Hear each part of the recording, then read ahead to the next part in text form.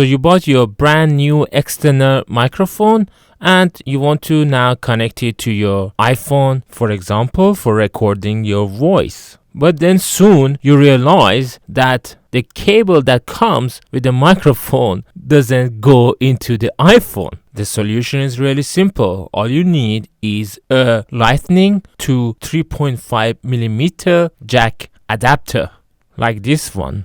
And the audio cable that comes with the microphone has got two different ends. The end that has got 3 black rings is called TRRS, and this is the 3.5 millimeter plug that you need to insert to the 3.5 millimeter jack of the adapter. The other end of the audio cable, which has got 2 black rings, is called TRRS connector, and you need to then connect this into your microphone's jack.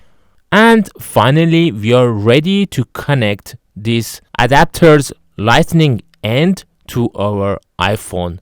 Now you can simply open your audio recorder or your camera and start recording with your brand new external microphone. Important point in here is when you try to play the recorded sound, you wouldn't be able to hear the sound because your iPhone would think that you have connected a headphone. So in order to hear your recorded voice, you need to remove the cable first and then play the audio.